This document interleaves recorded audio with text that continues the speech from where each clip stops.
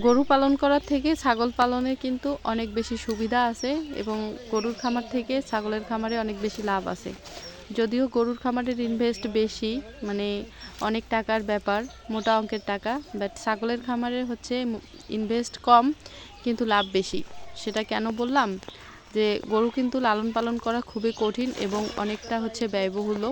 আর ছাগলের মানে ইনভেস্ট কম এবং হচ্ছে অল্প টাকা দিয়েও কিন্তু, অল্প পুঁজি দিয়েও কিন্তু ছাগলের খামার করানো যায় বা বেশি টাকা আয় করা যায়।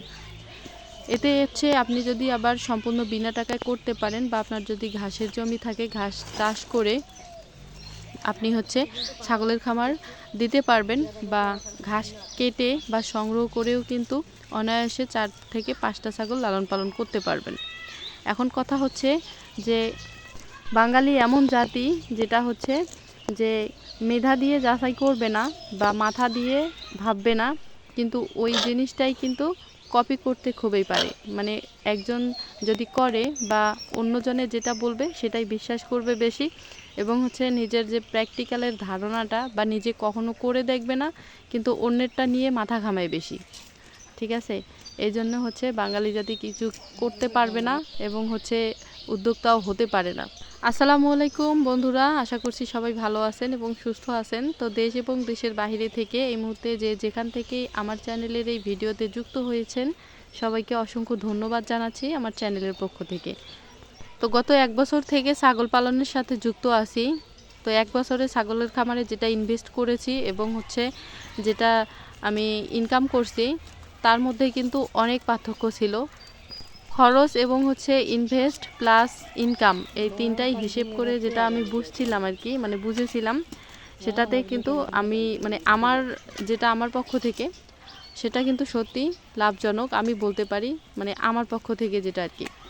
এখন অনেকেই ছাগল খামার করে বা ছাগল পালন করে লস হয়, সেটা তাদের ব্যর্থতা, বাট আমার যেটা সফলতার গল্প সেটাই আমি আপনাদের সাথে শেয়ার করলাম। যে কোনো ব্যবসায় কিন্তু লাভ থাকে, লস থাকে, কিন্তু লাভ করে যারা বুদ্ধিমান আর লস করে যারা হচ্ছে সঠিক গাইডলাইন এবং ম্যানেজমেন্ট ফলো করে না।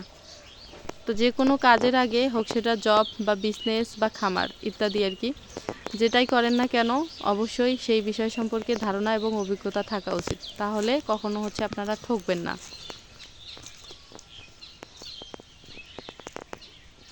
তো এদিকে হচ্ছে একটু চলে আসলাম, এদিকে হচ্ছে আমি আপনাদেরকে একটা জিনিস দেখাই। এই যে আমি হচ্ছে এখানে কুমড়া কয়েকটা গাছ, এখানে হচ্ছে কয়েকটা গাছ লাগাইছিলাম, দেখেন কুমড়ার ফুল হয়েছে। বাহ, যাই হোক, দেখি এবার হচ্ছে প্রথম আমার হাতের এরকম করে কুমড়া গাছ লাগাইছি। তো 5টা গাছ লাগাইছি, 5টাই অবশ্য হয়েছে, ফুল আসছে। তো এবার আমার হাতে কীরকম বরকত আমি ওটা পরীক্ষা করব। ফার্স্ট টাইম কুমড়া চারা লাগাইছিলাম। তো এদিকে হচ্ছে আসলাম, এই যে টমেটো, ওইগুলা কিন্তু দেশি টমেটো, টমেটো ছিঁড়ার জন্য আসলাম। তো এখানে দেখতেছি পাকা টমেটো গতকালকে নাকি আশামণি ছিঁড়ছিল, এই জন্য পাকা টমেটো নাই। তা আমি হচ্ছে কাঁচাগুলাই ছিঁড়বো। টমেটো আমার খুব মানে পছন্দের একটা সবজি, ভীষণ ভালো লাগে আমার খাইতে। বিসমিল্লাহ, বড়গুলা নেই। আশামণিকে বললাম যে এগুলা হচ্ছে ভর্তা করতে, আমাদের তো আর কাঁচামরিচের অভাব নাই। কাঁচামরিচ দিয়ে হচ্ছে কাঁচা পেঁয়াজ এবং কাঁচামরিচ দিয়ে ভর্তা করলে ভীষণ ভালো লাগে আমার। এই জন্য হচ্ছে বিকালবেলা আজকে রাত্রে বাড়ির গাছের একদম হচ্ছে ফ্রেশ টাটকা লাউ ছিঁড়ছে, ওগুলো হচ্ছে আলু এবং মুসুর ডাল দিয়ে রান্না করবে, মানে সবজি রান্না করবে। আর বললাম যে আমাদের গাছের তো টমেটো আছে, ছোট টমেটোগুলো ওগুলো হচ্ছে ছিঁড়ে এনে ভর্তা। তো আজকে সবজি আর ভর্তা, লাউয়ের সবজি, আর এই যে গোল গোল একদম সতেজ টাটকা টমেটোর ভর্তা। অনেকগুলো আছে কিন্তু দেখা হাতে কি গোস্ত, রান্না করা গোস্ত। টমেটো ছিঁড়, আমি এই কটা ছিঁড়লাম, আরও আছে অনেকগুলো, অনেক পাতা কিন্তু আমি খুঁজে খুঁজে আর কি, বড়গুলো ভিতরত বড় লা আছে, যেমন পাতা তেমন ফল হয়েছে। তো বস বসেছি রে। আমার আব্বা কিন্তু আজকে হচ্ছে দাওয়াত খাইতে গেছিল। আমার শুধু আমার আব্বা না, আমাদের হচ্ছে বাড়ির মানে ছোট মনিরা এবং হচ্ছে আব্বা গেছিল। তো আমার ফুফুর বাড়িতে দাওয়াত ছিল। আমরা আশামণি আমি মা যাই নাই দেখে হচ্ছে আমার ফুফু দিয়ে মানে দিয়ে পাঠাইছে অল্প করে আর কি, অল্প আয়োজন করছিল তো অল্প করে দিয়ে পাঠাইছিল আমার আম্মার জন্য। তো ওইখান থেকে আমাদেরও এখন খাওয়া হয়ে যাবে। এ আশামণি এ দেখছিস, এলে তো না ছিড়াইলে তো নষ্ট হয়ে গেলে। এই দেখ, এই যে অনেক ধরছি একদম মাটিতে আর কি, মাটিতে।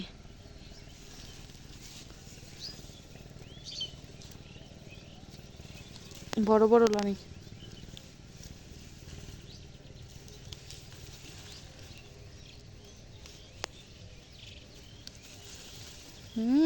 ওই দেখ পাকা পড়ছে নাই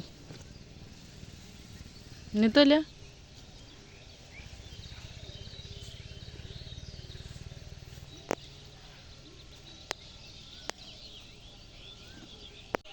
হাতে কি বুটি বাইগুন। আমাদের এদিকে হচ্ছে বয়স্ক কয়েকটা দাদা দাদি আছে, তারা বলে এগুলো নাকি বুটি বাইগুন। কি একটা অবস্থা, মিলানা হয়েছে বুটি বাইগুন। চল, ভিটামিন, সেই ভিটামিন কিন্তু। তো এই যে দেখেন সূর্য ডুবে যাবে। আমাদের হচ্ছে এই যে সজি অনেক সুন্দর হয়েছে। আমরা তো সজি বলি, আপনারা হচ্ছে কে কি বলেন জানি না, তবে এগুলা হচ্ছে আমাদের খুবই ভালো লাগে। এগুলা এই সজিগুলো হচ্ছে বর্ষাকালের সজি, অনেক সুন্দর হয়েছে। আর কালো কচু এই যে চাষ করছি, এই যে দেখেন খাওয়ার জন্য কালো কচু চাষ করছি আমরা। আর পুঁই শাকের কথা বাদ দিই, এইদিকে আছে সাদা কচু আর ওইদিকে আছে কালো কচু। আমাদের বাড়ির চাহিদাটা পূরণ হয় আর কি, খুব ভালোভাবেই কিন্তু পূরণ হয়। পাতা, তারপর হচ্ছে কচুর যে ডাড়িগুলা, ভালোই আর কি পূরণ হয়। চল,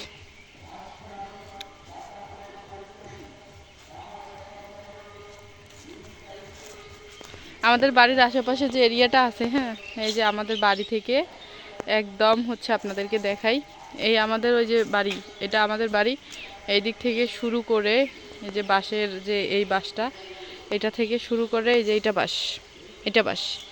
বাঁশ থেকে শুরু করে একদম হচ্ছে ওই যে ভুট্টা ক্ষেত, মানে মাঝখানে যে একটা গ্যাপ দেখা যাচ্ছে একদম হচ্ছে ওইদিকে, ওইটা কিন্তু আমাদের। একবারে ওই পাশ থেকে এই হচ্ছে এটা হচ্ছে আমাদের জমি, ঠিক আছে, অনেক বড় কিন্তু।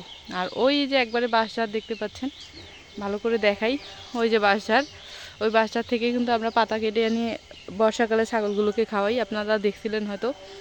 তো ওই বাঁশঝাড় থেকে এদিকে হচ্ছে সোজাই আমাদের বাড়ি পর্যন্ত, এগুলো কিন্তু সব আমাদের নিজেদের। আর এই যে মাঝখানটার যে জমিটা, এই যে এইদিকে সোজা যে মাঝখানটার জমিটা, এটা আমার চাচার ছিল, ওইটাও এবার আল্লাহর রহমতে আমি হচ্ছে বন্ধক নিয়ে নিছি 50,000 টাকায়। তার পাশের যে জমিটা ওইটা কিন্তু আমাদের। কি হয়েছে?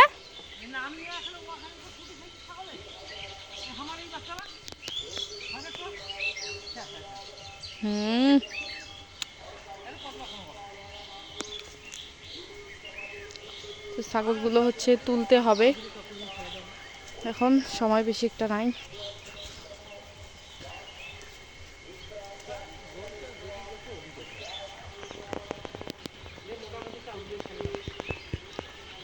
মোটামুটি